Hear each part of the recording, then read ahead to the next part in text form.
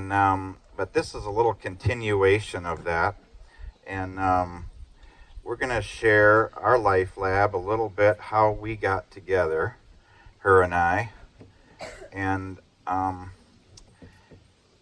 while it may not be perfect, it has lasted for 37 years. We're going on 38 years. Can you guys imagine 38 years? Amen. Of wedded bliss? Anyway, Jeannie's going to start our story. Okay, so I'm going to back up a little bit to give you a little background where I was coming from. I grew up in a family with 10 children, and I'm the 9th child, so I was down near the bottom. And my dad was 42 when I was born, and my mom was 38, so you can see that they were a lot older than me.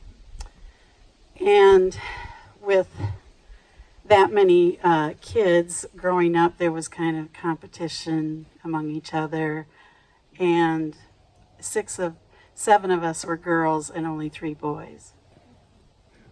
So with my parents being older, I didn't know it at the time, but girls need to be loved from their fathers. God made us that way. They need to show us a lot of love because that's what girls need. Guys need respect. So I felt, I didn't feel very loved growing up because I really wasn't that close to my parents. They were great providers. They sent us to Christian schools. And I love my parents, but I didn't have a close relationship with my dad. So I grew up a Christian, of course, and I did all the right things, but I didn't have really that heart connection of abiding with Jesus. It was more about doing everything right. So I didn't really know that I could have my heart filled with love from Jesus. So I was attracted to guys and searching for love from guys. And so I started dating guys at a young age, at 13. And all through the years, they weren't terrible guys, but they weren't really guys that were there to love me, the love that I was searching for. So I, kept having different boyfriends. And up until college, when I went to college, I started working at Camp Asavo. And I was working in the kitchen. And this guy here was working at Waterfront. And I'll just be honest, I was attracted to him. He drove the boat. He had a great tan. He was good looking. He could water ski and do all the stuff. And so there started to be an attraction between us. And then I'll let you talk now. Well, I shared a little bit a few days ago that my childhood was different than hers. I grew up at Camp Asavo and Camp Wadoon. That was the old camp in Wisconsin, for those that are from there, northern Wisconsin. And then we moved to Camp Asavo. But my parents, I was homeschooled, except for 6th grade and 8th grade. And so my parents had me do everything with them, along with teaching me school. And I cooked. I was the baker. And I made 60 loaves of bread in the big mixer, which they don't allow you to do anymore because you're supposed to be 18 to use those things, and I was 12 at the time. But so my mom taught me that kind of stuff. My dad taught me to sweat pipes. That's when you put copper pipes together, and snowplow and do all the stuff, cut firewood, cut trees down. They just did everything with me. I would say I had an idyllic childhood. One problem I had is I had 2 sisters. One was 6 years older than me. One was 6 years younger than me. So my older sister, about the time I started wanting companionship, she was out of the house, and my little sister was too young to be a companion to me. so I started wanting a female companion. Someone I needed a sister my age, but I didn't have one. So I started looking for sisters my age amongst the ladies that would come to camp for a weekend out of the year. And they were only there one weekend. If I was going to get any kind of closeness with them, it had to happen fast and furious. But there's only certain kinds of girls that want to be that way with a guy. And, they tended to be like Jeannie, that had boyfriends somewhere else, and they weren't, interested in me. So I had this need for female companionship my age. And so I started looking for it in wrong places. My cousin, about this time, married a very beautiful girl, and she wasn't too far from the area where my dad grew up. She was from Wilson, Michigan. My dad grew up in Rapid River, and I knew of the Soper girls, but I didn't know any of them personally until my cousin married one of them. And she was beautiful, she was attractive, she was athletic, and I said, "Do you have any sisters my age?" Just a couple years younger. "Yes, we do. I have sisters your age." So I started having an attraction to Jeannie before I ever saw her. And so I just, you guys know what fantasy is? See, I was looking at one girl and I'm fantasizing what her sister must look like. And I'm thinking, what would she look like? Obviously, she's not going to be exactly the same because they're not twins. And so I had this idea in my head of what she would look like. And then I met her, and she had a boyfriend, and she was not interested in a guy that liked to make friends with girls very fast. And so she shyly acknowledged that I was talking to her and kind of looked the other way, and so I decided, I guess that is not going to work out for me. And but fast forward a few years, I'm working at summer camp, and I find out she's coming to work in the kitchen. Things could be different. I was now different. And so sure enough, she comes to camp, and we started spending time with each other. And I very much liked her. She talked to me now. And so as we got to know each other a little bit, we spent that whole summer together. And we started dating during staff orientation week. That's the week right before the campers come. And so then we were together through that summer. Even though we liked each other, I would say it was a superficial relationship. It was on the outside. It was based on what I thought she looked like, how I felt when I was around her. We talked a lot, but we just wanted to kind of hang out together, do things together, but it was, for me, more of an exterior relationship with her. I don't think it was so satisfying for her.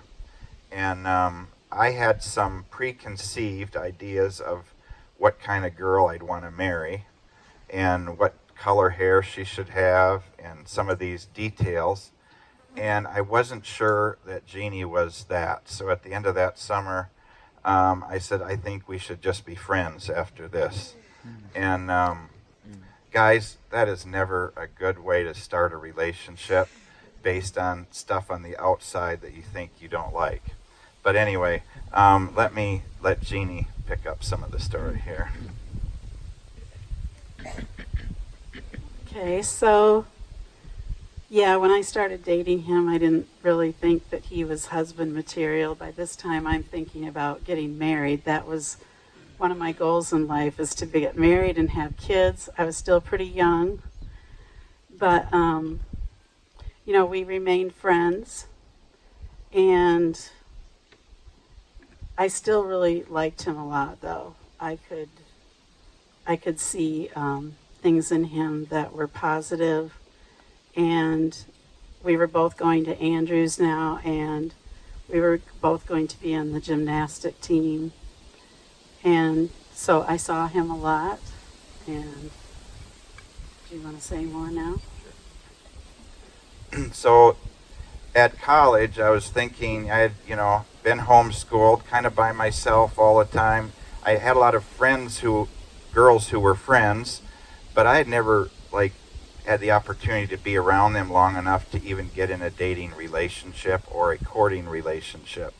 So to say you're my girlfriend, I only saw them 2-3 weekends out of the year, so that just wasn't happening. And so when I went to college, it's like, this is my opportunity to be around some young ladies and get to know them, and we might actually be able to have a relationship that lasts more than a weekend or two. And so I got there. There were many beautiful young ladies, but I had a relationship with this one.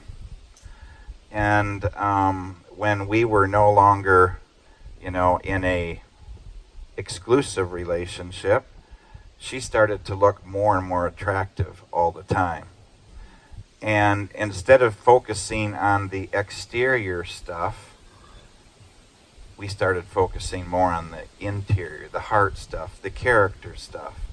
I started wanting to know more about her childhood, some of what she shared with you about her dad growing up in a home of, I was like an only child, even though I had sisters. She didn't have that experience. And so I wanted to know what that was like. And so we spent that year not dating, not courting, but spending most of our time together getting to know each other. And the next summer went that way, the same way. We weren't going to go back into having an exterior relationship at camp. We just carried on having this really good friends relationship. And through all this, we were growing in our relationship with God. And in that next year, when we were spending time together, I actually got to know his family more, did things with them, and it was just all positive. And I don't know what more I wanted to say, but I could see that he did have qualities that he could be a good husband. And at the end of the summer, I went to Alaska with my family and was up there for 3 weeks. And, I always knew that I wanted to not just be friends with a girl. I wanted to be with a wife someday. And while I was up in Alaska, something changed, and I decided this girl that I was such great friends with now, that we were really close, like brother and sister, that she was going to be the one for me. So I called her up on the phone. I had not told her I loved her yet. And guys, be careful when you say those words. They're thrown around so often nowadays. But when you love somebody, it means you're willing to sacrifice your life for them. And I had not told her that yet, but I now was ready to sacrifice my life for her. Not that I was willing to, I wanted to sacrifice my life for her. And so I told her on the phone, I love you. I don't know if you knew if that mattered to you a whole lot at that point. Yeah, I couldn't stop smiling for weeks. Me either. But so anyway, that started our relationship. We got engaged that January. This was September when I was in Alaska. And we got married in the Chapel of the Woods at Camp Asable in June. And our honeymoon was driving out to Washington State to Sunset Lake Camp, and that started our camp ministry. We did for 25 years together. And we're still doing it now for another 15 years. So you can do the math on that. We love camp. Camp means a lot to us. So I would just say, young people, when you give your heart to God, He gives you the desires of your heart. I didn't know. I had this list in my mind of what I thought my desires were. It wasn't until I surrendered to God that He gave me the desires that were really in my heart. And then He had already prepared Jeannie for me. She was the answer to the desires of my heart that I didn't know were there. Anything else? All right, thank you. All right, let's sing.